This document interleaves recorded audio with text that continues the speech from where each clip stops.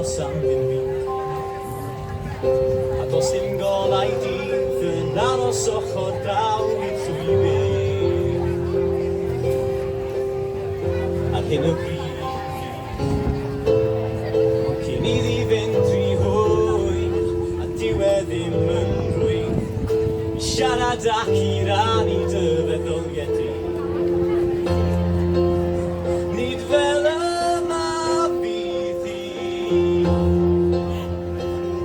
cofiad di, tu ôl i'r wen mae gweld yn glir, a bwrw mlaen yn straen drwy'r anial dir. Cyn y gwyll cyn dechrau dilyn dyn rhaid, tu ôl i'r wen mae gweld y werth, ac yn oti mae'r nerth i symud mlaen, cyn ti droi fydd bori'n agosau, yn aros am y wawr, chwilio'n dair i ffeindio'n hawl, i benderfynu, dal i credu, dal i sefyll fyny, a weithiau'n sefyll ddim mor dal. Mae'n iawn, ond cofia bod ti'n mwy na hynny.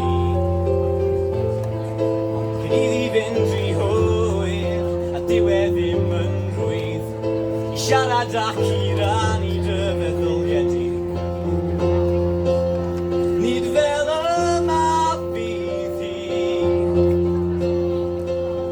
cofiad di, tu ôl i'r wen mae gweld yn glir, mae bwrw mlaen yn straen drwy'r anial dir. Cyn y gwyll cyn dechrau dilyn dy draed, tu ôl i'r wen mae gweld y werth, ac yn oti mae'r nerth i symud mlaen, cyn ti droi fydd bori'n agosau, bod gwell i ddod yn meddwl di. Mae'n anodd i esbonio hyn o tu ôl i'r wen, mae'n gyfyng. Cofiad di, tu ôl i'r wen mae gweld yn glir, a bwrw mlaen yn straen drwy'r anial dir. Cyn y bwyll cyn dechrau dilyn dy draed, tu ôl i'r wen mae gweld y werth, ac yn oti mae'r nerth i symud mlaen, cyn ti droi fydd bori'n agosau.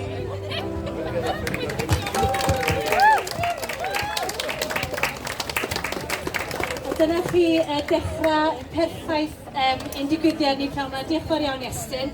Enw'r gân o Tu ôl i'r wen. A dyma'r gân ar gyfer podlediad Tu ôl i'r wen. Dwi'n gwybod os rhaid i chi wedi gwrando ar y podlediad, a mae Iestyn hefyd wedi cyfrannu i'r podlediad yma. Felly diolch i chi gyd am ymuno gyda ni heddiw yma.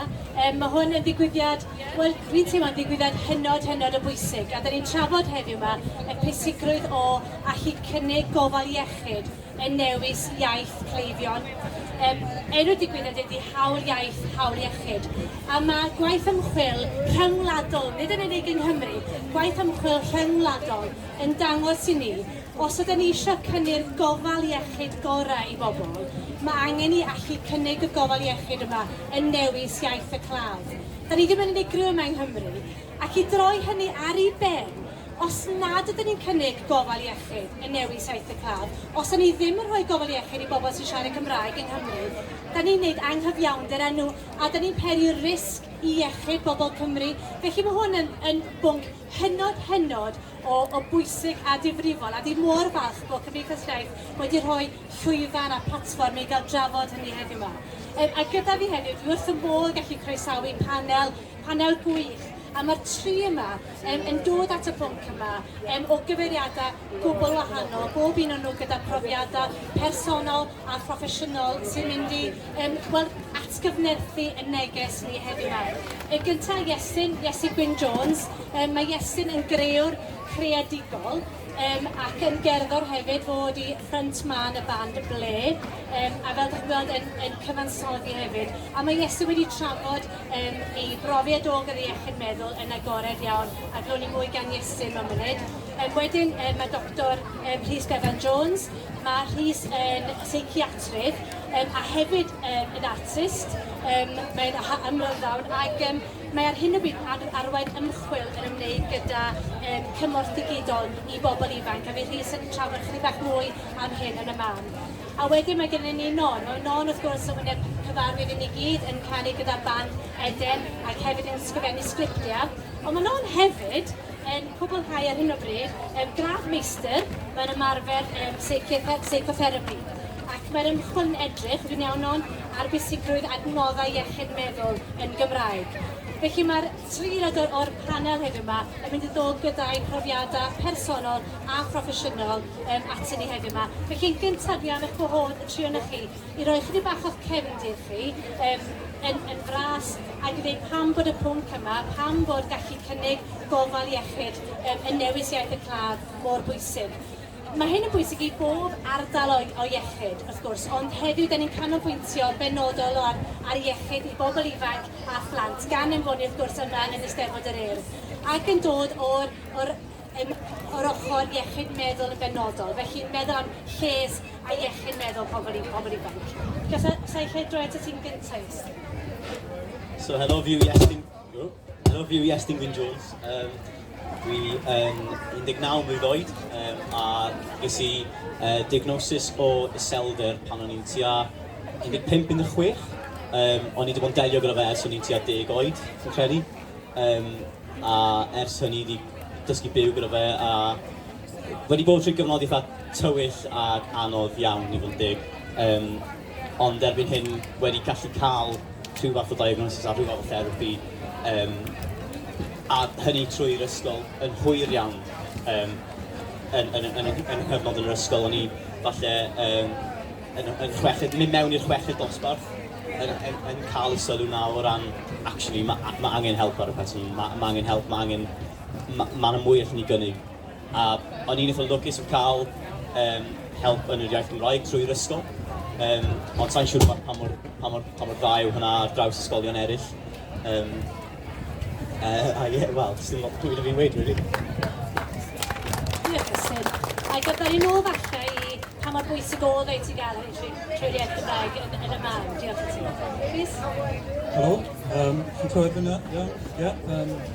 Rhys Bevan Jones ydw i, fi'n seiciatrydd rhan fwyaf yn Prifysgol Caerdydd yn ymchwilio iechyd meddwl pobl ifanc, hefyd yn Rhondda yn y gwasanaethau iechyd meddwl yna.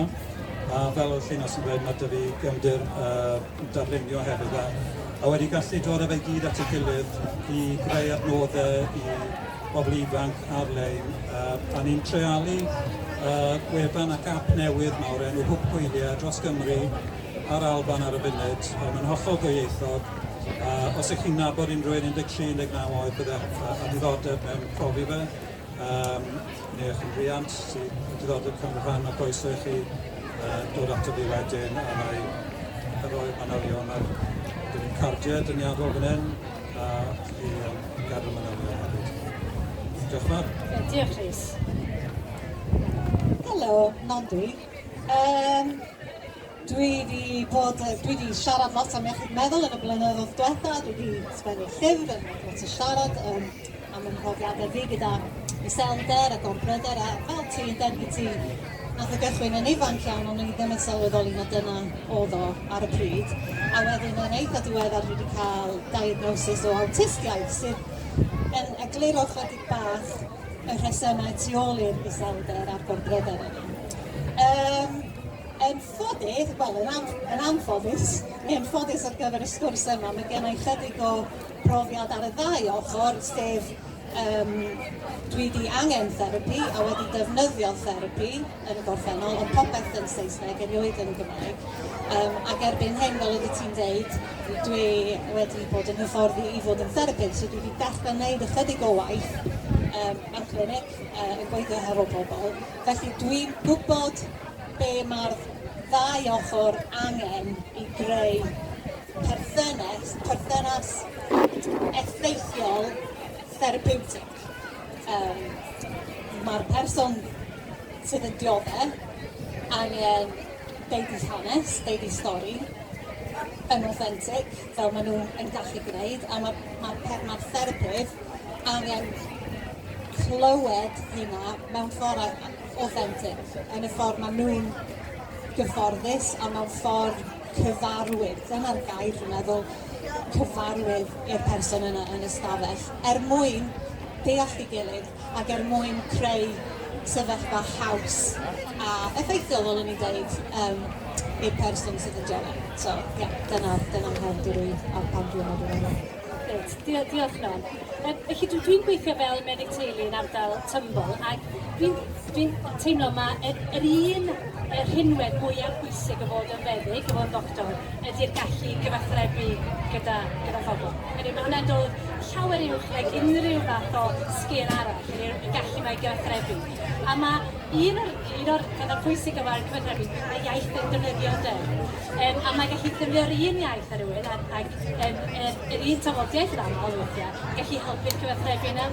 Be ydych chi'n teimlo, pa mae'r pwysig chi'n teimlo ydy o i allu cynnig gofal Cymraeg i bobl ifanc a phlant sydd yn dewis siarad Cymraeg fel iaith gyntaf, sy'n fwy cyfforddus yn siarad Cymraeg. Pa mae'r bwysig ydy bod ni'n cynnig gofal iechyd a lles i bobl ifanc a phlant yn Gymraeg. Dechrau ti Non? Wel, na i fynd yn ôl at y rheswm, dwi'n meddwl. Dwi wedi gorfod cwestiynu yn ddiweddar ar gyfer y papur yma dwi'n sgwennu. Pam nes i benderfynu rhannu'n profiadau iechyd meddwl, salwch meddwl, mor gyhoeddus. Pam nes i ddim jyst mynd i cael therapi. Wel, y gwirionedd yw, nes i fynd i cael therapi, ond ac oedd o'n ffain, ac oedd o'n gret, ond o'n i dal ddim cweit yn teimlo bod rhywun wedi gweld fi neu wedi'n clywed i.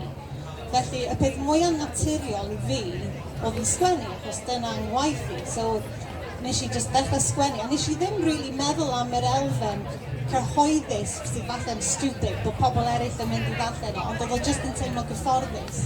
A dwi'n meddwl na be o'n i'n chwilio amdano fo oedd Cymdeithas, neu just i weld, neu i glywed rhywun arall yn deud, mae hynna'n swnio fel dwi'n teimlo. Dyna cwbl o'n i isio, cos tan hynna, o'n i wedi darllen y pamffledi, o'n i wedi bod i gael grŵp therapi gan yr NHS oedd yn ffantastig ac yn lyflu, ond oedd o ddim yn swnio fel o'n i'n teimlo. Achos dyn ni'n dysgu, y geiriau cyntaf o'n i'n dysgu, mae mor emosiynol yn dydi, y geiriau cyntaf fatha caru, a brifo, ac ofn, a hapus. Mae'n mor gysylltiedig efo teimladau yn dydi, a dwi ddim yn teimlo fel fi pan dwi'n canu yn Saesneg, os byswn ni'n canu Don't be afraid, dwi ddim yn swnio fel fi, but dwi'n swnio ac yn teimlo fel fi yn y Gymraeg, dwi'n just yn teimlo fel fi. A weithio mae'r emosiynau yma, mae'n mor gymleth, ydyn, ac yn anodd i'w disgrifio nhw. Weithio, os gen i ddim y geiro falle mewn iaith arall i disgrifio teimladau yma, weithio mae'n llawer mwy cyfforddus yn un iaith yn un beth cyfforddus yn siarad. Rhys eisiau ychwanegu chdi gyda ni o gwbl? Byddwn ni'n cytuno'n llwyr. Felly mae iechyd meddwl, asesiad therapi iechyd meddwl wrth gwrs yn eiriol iawn. Does da ni ddim o'r un cyfeiriadau meddygol a ardaloedd eraill o feddygaeth. Dyn ni ddim yn dibynnu ar profion gwaed, sganio ac yn y blaen fel mae ardaloedd eraill. Ni'n dibynnu ar disgrifiadau pobl o'i anawsterau nhw. A ni'n dibynnu ar geiriau yn therapi. Felly, mae'n bwysicach nag unrhyw maes arall o fewn iechyd. Mae gallu cyfathrebu profiadau subjective, sensitive, mor anodd mewn aliaeth. Yn enwedig os chi'n delio gyda plant, pobl ifanc, pobl gyda anafledd, dysgu ac yn y blaen. Felly mae mor bwysig, a hefyd mae'r syniad o hunaniaeth, iaith a emosiwn i gyd yn mor ynghlwm. Fel ti'n dweud, mae chi'n dechrau mynd mewn i siarad mewn ail iaith, trydydd iaith. Mae'n mynd lot mwy anodd i gynnig eich hunan, ond hefyd i ddeall y person arall hefyd. Diolch Rhys. A dwi'n meddwl Iestyn, os ydych chi falle sôn chydig am dy brofiad di, o ti'n sôn bod ti'n wedi cael therapi trwy'r Gymraeg, a fel rhywun ifanc dy hun, pa mae'r bwysig o'n i ti? Wel, ges i therapi yn gyntaf yn Saesneg. A mae'n stressful, achos ti'n trial esbonio sut ti'n teimlo, sydd ddim yn hawdd yn ei hunan. A wedyn yn ail, ti'n trial cyfieithu hwnna'n dy ben di. sydd hefyd yn teimlo fel, dwi'n dweud y gair cywir i esbonio hyn nawr, neu beidio. A mae fe gyd yn adeiladau ar ben ei gilydd, really. Ti'n kind of yn dod mewn i frwydyr mae gyda di hunan, ydw i wedyn yn dweud hwnna, neu na, achos dim dyna sut chi wir yn teimlo. Hwna di cyfrolau, dyle therapi ddim bod yn stressful fel yna. Na, yn union. Dyle therapi fod yn beth sydd yn lle ti'n ymlacio'n llwyr, felly mae'n deud lot Iestyn. Ie, a wedyn gysi therapi yn yr iaith Gymraeg wedyn. Eto, ddim yn dweud bod yn hawdd wedyn gallu siarad popeth mas a that's it, ond ie, oedd hwnna'n lot o help wedyn, just cael yn dy iaith di'n teimlo bach yn fwy cyffyrddus, achos dyna beth yw ar diwedd di, ffeindio perthynas yna gyda'r therapydd, ffeindio ffordd o fod mewn i'r stafell a mynd, fi'n teimlo'n gwbl gyffyrddus, fi'n gwybod yn union beth fi'n gallu cyflwyno a gallu cyflwyno fe mewn ffordd fi'n digon hyderus i wneud. A yr hyder yna yw really, yw i allu cael allan, a mae'n cymryd lot o trust a hyder i siarad ar rhywun yn lle cyntaf. Ac i droi hynny ar ei ben ychydig Iestyn, ddod i'r cwestiwn nesaf, be ti'n teimlo ydy'r sgil-effaith o beidio gallu cynnig gwasanaeth iechyd meddwl neu lles i bobl ifanc yn y Gymraeg? Wel, y ateb falle amlwg i raddau yw bod y pobl yma ddim yn cael y triniaeth gorau iddyn nhw. Dyn nhw'n really yn cael y cyfle wedyn i ddod at raidd y broblem yn iawn, achos mae dati rwystr yna o dy flan di, mae dati rhyw fath o gat, lle mae'r iaith yn rhyw fath o struggle i ti gallu ei cyfathrebu, achos cyfathrebu yw ar ddiwedd dydd.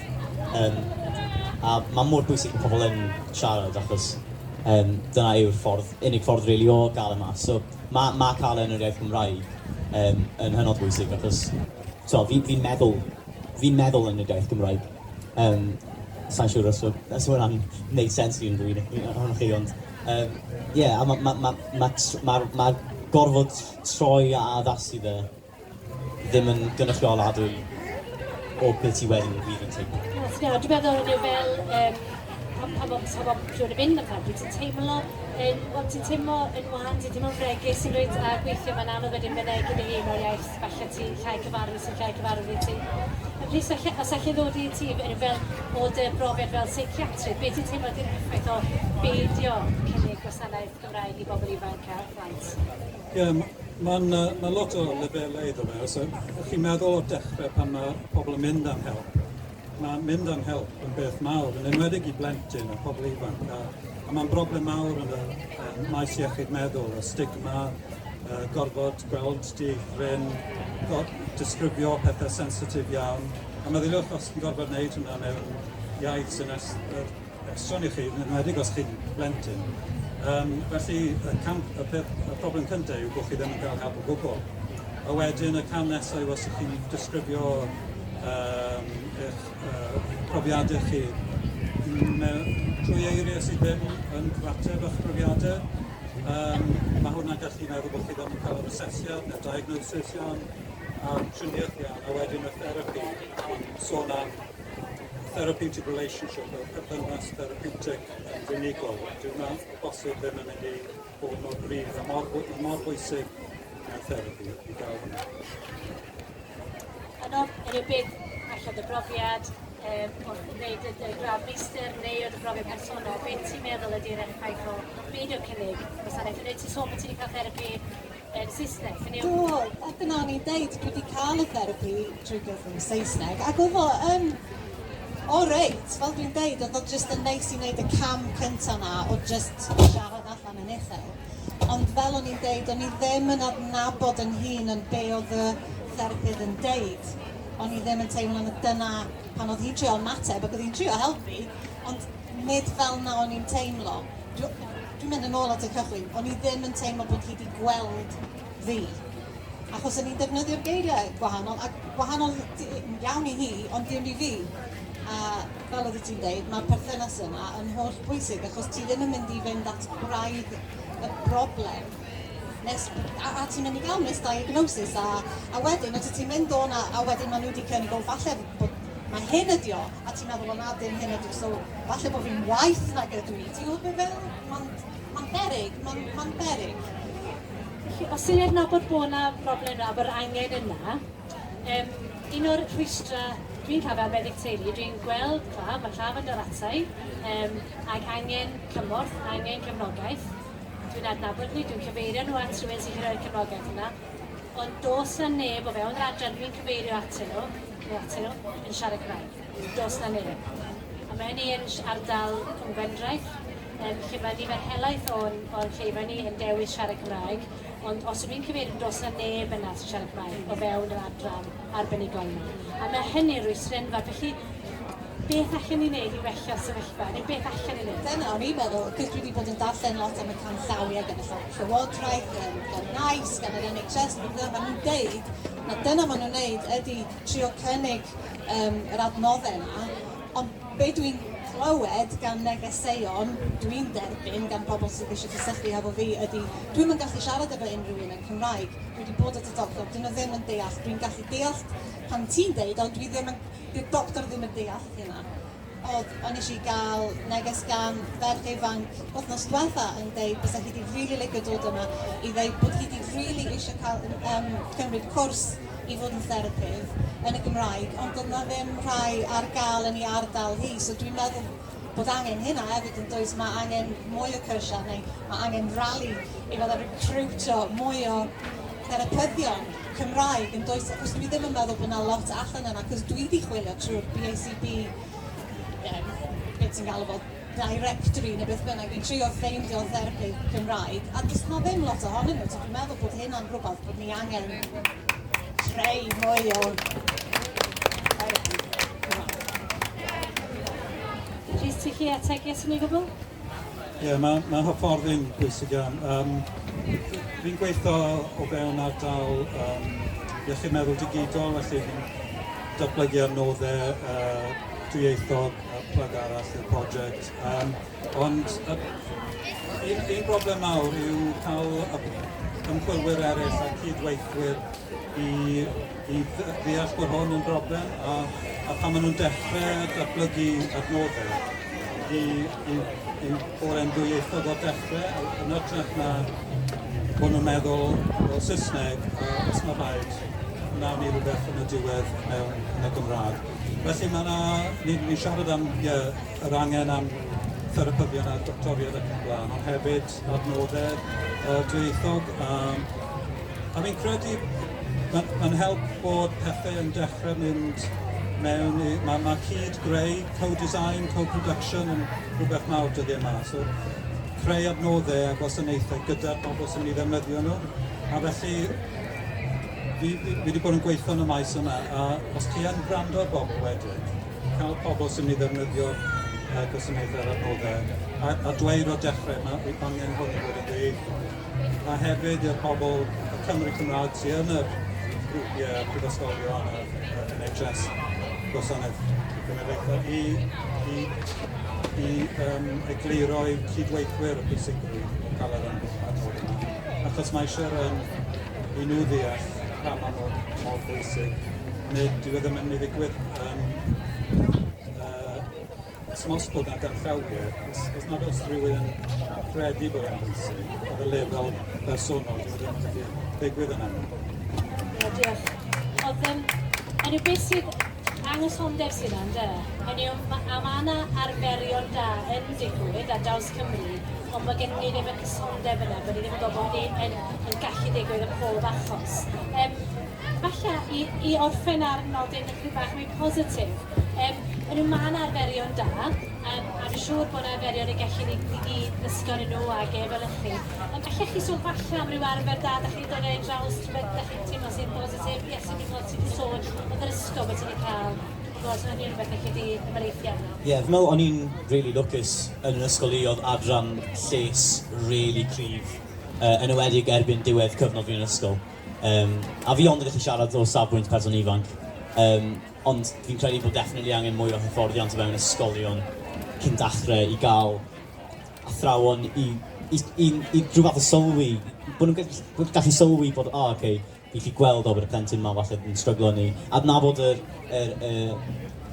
beth yw'r gair, yn abod yr arwyddion, ie. O'n i'n hynod lwcus, mae adran lles really cryf da ni yn yr ysgol uwchradd o'n i'n rhan o. A heb hwnna, sy'n ni eisiau bod heb gael unrhyw fath o therapi erbyn hyn hyd yn oed. Fi mas o'r ysgol ers rhyw flwyddyn wedi bod rhyw 4 mlynedd ers i fi actually cael y therapi na'n lle gynta. A mae pobl sy'n cael eu colli. Fi'n meddwl mae dyna beth yw e. Mae fe mor anweledig. Sneb yn gweld y pethau yma, really. Ond yn wedi fewn ysgolion, maen nhw gwmpas pobl bob dydd. So, ti'n dod i nabod pobl yn well. Fi'n meddwl, mae'r berthynas yn barod fyna. Mae jyst angen, falle, jyst addysgu athrawon o fewn ysgolion fi'n credu yn arfer rili da, a allai ddim diolch digon i'r ysgol o'n i'n rhan o'n. Dim mor falch clywed hynny, os ti'n wych. Rhys, os gen ti nhw enghraifft o'r myferion da ti wedi gweld, ti wedi bod yn rhan o'n nhw? Wel, mae'r edward meddwl, wrth gwrs. Mae'r wefan meddwl yn llawn adnoddau ac dyle bawb fynd arno. Bob tro fi'n mynd nôl ato fe, fi'n ffindo rhywbeth newydd. Mae lles hefyd yn cynnig adnoddau fel mindfulness i ysgolion. A mae wefan ganolfan genedlaethol gyfer iechyd meddwl, a lot o adnoddau dwyieithog da yma. A dylen ni'n jyst dweud, os mae unrhyw 13-19 oed eisiau helpu brofi adnoddau ni, jyst dewch i siarad â fi ar y diwedd. Diolch Rhys. A non, unrhyw arfer da ti'n dod e draws o gwbl? Wel, ar wahân i meddwl, ar stwff mae Rhys yn neud, mae lot i gael. Da ni'n ffodus mewn ffordd bod ni wedi gorfod creu lot o adnoddau yn hynna. Dwi'n dweud yn hynna, dwi ddim wedi gwneud unrhyw beth, dwi'n siarad lot yn barod. Ond y peth bwysig dwi'n meddwl, mae hynna'n helpu, ond dyna'r peth bwysig dwi'n meddwl ydy, ydyn ni jyst dod i arfer siarad allan yn uchel, yn y Gymraeg, am sut dyn ni'n teimlo, a gwneud o'n normal, a gwneud o'n haws i bobl ifanc i wneud yr un peth, a'r mwyaf dyn ni'n siarad amdano fo, y mwyaf fydden nhw angen i'r sgwrs yna fynd i rwla, ynddo. Siarad yn uchel ac yn aml, a dysgu'r plant i ddod i arfer efo'r terminoleg a'r iaith yma, a bod o'n iawn i fod yn agored yn y Gymraeg, sut ydych chi'n teimlo yn naturiol, in your natural state, yn ffain i ddech chi siarad fel yna at y doctor, a maen nhw'n mynd i ddeall gobeithio eventually yn ein cael digon mlaen yn Gymraeg. Diolch yn ac hynny yw, dyna ni'n dod i derfyn yn sgwrs ni, diolch yn fawr iawn i'r trio hynny chi, diolch Nor, diolch Rhys, diolch Iestyn. Mae'r cyfyniadau chi yn wych a mae'r trio hynny chi wedi dod gyda profiadau personol a proffesiynol at ni mwyn atgyfnerthu ein neges ni, a'r neges yn gwbl glir ydy, os nad ydym ni'n cael gofal iechyd yn ein dewis naeth ni, tydyn ni ddim yn cael y gofal iechyd gorau. A mae'n heb ni dderbyn bod hyn yn mor hynod o bwysig. Da ni am ryw reswm, da ni ddim yn barod i gwyno am y gwasanaeth iechyd, da ni am ryw reswm fel Cymru, da ni mor ddiolchgar o gael gwasanaeth iechyd. Ond os nad ydym ni'n cael y gwasanaeth iechyd yna, yn ein dewis iaith ni, yna mae hyn yn peri risg i'n iechyd ni. Ag siawns nad pobl ifanc a'n plant ni sy'n fwy o bwysig i ni fod yn ei cefnogi ar bwnc fel hyn. Felly diolch o galon i chi, da ni am orffen gyda can gan Non a Iestyn, a diolch o galon i chi gyd am eich amser, a diolch am hynny.